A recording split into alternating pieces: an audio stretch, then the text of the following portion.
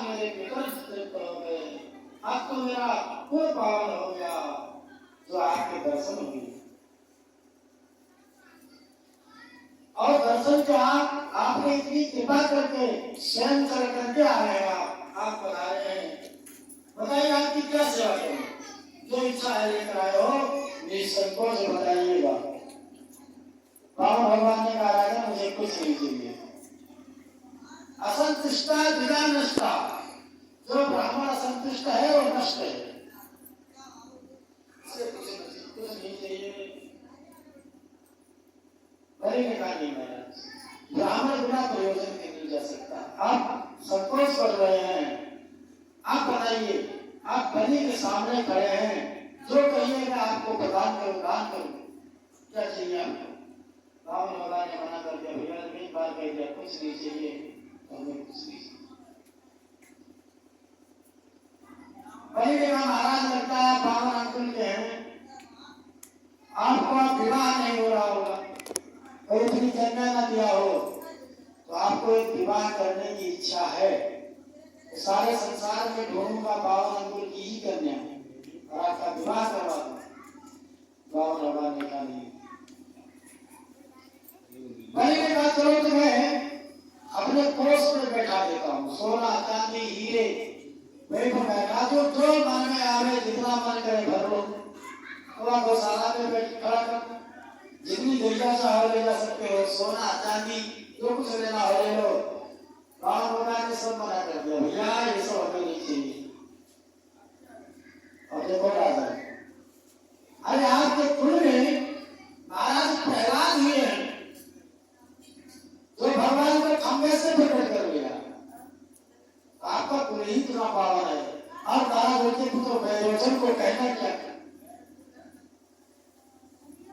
अब तो बड़ी और प्रभावित हुआ है, नहीं सा बच्चा मेरे दादा परदादा के बारे में भी जानता है। अरे महाराज प्रहलाद के बारे में क्या कहना, और आपके पूर्वज हिरण्यराक्ष और हिरण्यकश्यप भगवान को भी इतने संतुष्ट कर दिया, आपको बड़ी और प्रभावित हो गया है, नहीं सा बच्चा मेरे सारे खानदान के बारे में जानता है, प्रभावित करने वाले हैं। भगवान ने कहा इतने बड़े कुल में आपका जन्म हो रहा है, और महाराज ऐसे में आप दान पुण्य की बात करते हो तो क्या आश्चर्य है, अपने कुल के अनुरूप ही तो काम कर रहे हो। लेकिन मैं भी कहा त्यागी ब्राह्मण हमें कुछ चाहिए नहीं,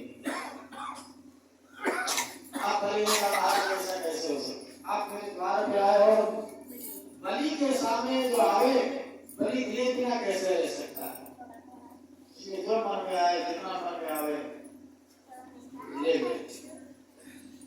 तो रावण भगवान ने कहा राजा जब आप ज्यादा जिद कर रहे हो तो मुझे केवल 3 पग भूमि दे दो।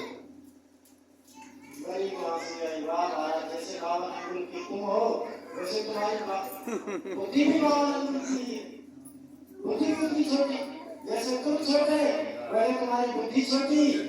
अरे क्या मांग रहे हो, जाओ एक मौका और देता हूँ, सोच विचार करके मांगो। बलि के सामने हाथ फैलाया होगा, बलि के सामने जो एक बार हाथ फैला दे उसे जीवन में किसी के आगे हाथ फैलाने की आवश्यकता नहीं रह जाती, उसे सोच समझ करके मांग लो, एक मौका और देता हूँ। भगवान ने कहा राजन ज्यादा लेके हम क्या करें, 3 पग भूमि मिल जाएगी, उसी भूमि में बैठ करके मैं संध्या बंदन पूजा पाठ करूं, और हमें अधिक की आवश्यकता क्या है। अरे बाबू दूसरे के पैर से नापी हुई जमीन नहीं गई, अपने ही पग से नापेंगे तो मेरी को गंदे पैर जमीन होगा ही।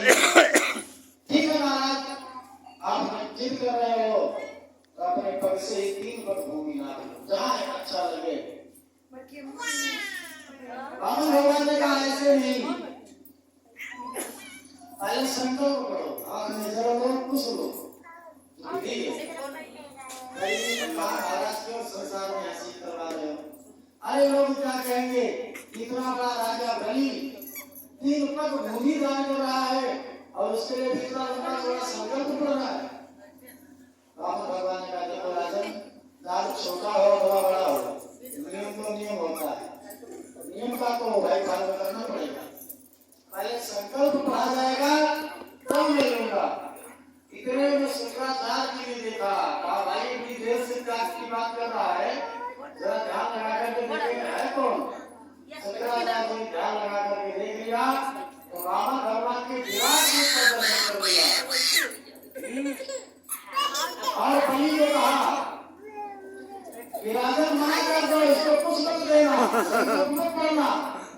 जानते हो कौन है? बलि ने कहा महाराज ये ब्राह्मण है और कौन है? शुक्राचार्य ने कहा ये 52 या 53 ये भी चलिए विष्णु है, अभी 2 पग में तुम्हारा सब कुछ ले लेगा, तीसरे पग में तुम्हें देने के लिए कुछ रहेगा नहीं, तुम स्वयं कंगाल हो जाओगे, इसे मना करो। और अभी संकल्प भी नहीं पढ़ा गया है। बलि ने कहा ये बोल रहे हो, मेरी वाणी से निकल गया, मैंने वाणी से देने को कह दिया तो बलि की वाणी है, अब मैं असत्य भाषण नहीं करूंगा, झूठ बोल करके पृथ्वी का भार बन करके मैं जीवित नहीं रहूंगा। पृथ्वी मैया को बड़े बड़े भवन, बड़े बड़े पहाड़, जितने भार नहीं लगती पृथ्वी मैया को, उससे ज्यादा करूं एक झूठा व्यक्ति लगता है। बलि ने कहा महाराज झूठ बोल करके पृथ्वी का भार बन करके मैं जीवित नहीं रहना चाहता। संकल्प नहीं हुआ तो क्या हुआ? मैंने वाणी से कह दिया, यही एक तरह से संकल्प है। संकल्प आज प्रकार से होता है, वांग दत्तम, मना दत्तम, मनोदत्तम, कुछ दत्तम तो नहीं बचा।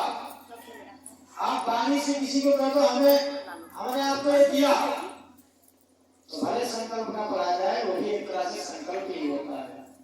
मान के रह दो।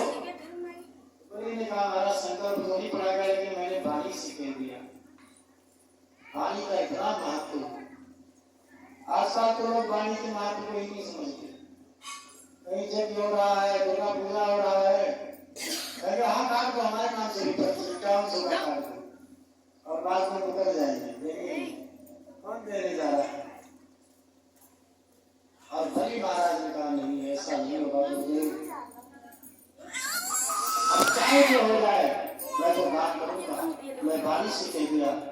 तो शुक्राचार्य ने बहुत समझाया, आप देखो राजन, कुछ जगह ऐसा है जहाँ झूठ बोल देना चाहिए, उतना निंदनीय नहीं होता। स्त्रो सुंदरम विवाहे चा पितृते प्राण संकटे गो ब्राह्मणार्थे हिंसायाम नाम साच गुर्सितम। स्त्रियों से झूठ बोल देना चाहिए। शुक्राचार्य जी का नीति है, स्त्री से झूठ बोल दो। स्त्री से झूठ बोलना उतना निंदनीय नहीं है। नर्म माने हंसी मजाक में बोला हुआ झूठ उतना निंदनीय नहीं है। विवाह का जहाँ समस्या हो, विवाह की जहाँ बात हो, वहाँ थोड़ा बहुत आप झूठ बोल सकते हो। अब किसी ने आपसे पूछा भाई विवाह कर रहे हैं बिटिया कैसे, तो आप बनाती देखे हो तो 2-4 बात बड़ा बनाती बोल सकते, बड़ी कुड़ी है, भोजन बहुत अच्छा बनाती है। तो स्त्रियों से हंसी मजाक में, विवाह में। अब चौथा व्रत करके जहाँ अपना सब कुछ जा रहा हो, पूरी संपत्ति जा रही हो, ऐसी स्थिति हो तो आप झूठ बोल देना चाहिए। शुक्राचार्य जी ने कहा राजन तुम इसी परिस्थिति में फंसे हो, तुम्हारा सब कुछ जा रहा है, इसलिए झूठ बोल दो। व्रत करके प्राण संकट में हो तो झूठ बोल देना चाहिए। अब तो ब्राह्मण की हिंसा हो रही हो, बात हिंसा बच जाए तो झूठ बोल देना चाहिए। वह समझाए कि बलि नहीं माने तो शुक्राचार्य जी ने साफ दिया, जा बहुत बड़ा पंडित बनता है, जा तो श्रीहीन हो जा। और वहां से शुक्राचार्य जी का ध्यान हो गए। और भगवान ने कहा भाई जल्दी से संकल्प करो कि तुम गुरु चेला झगड़े कर रहे हो तो बना कर लो, हम तो दान करने को कहे नहीं थे, आप ही बार कह रहे थे तो हमने मान लिया, इसलिए जल्दी से संकल्प करो। अब शुक्राचार्य जी को देखो चेले के लिए इतना मोह है, नन्हा रूप बना करके जल पात्र पे चित्र में बैठे, जल नहीं गिरेगा संकल्प का ऐसे होगा, जल नहीं गिरेगा अपार वाले की हिला रहे जल नहीं गिरा। तो भगवान ने पहली कुशा उठाई और इस पात्र में जंग लग गया है, लाश से साफ करते हैं और पहली कुशा उसी लोटे के चित्र में डाला कोटी में। तो शुक्राचार्य जी की एक आंख गोविंदाय नमो नमः प्रभावित हुआ और वहां से बड़े भागे गए,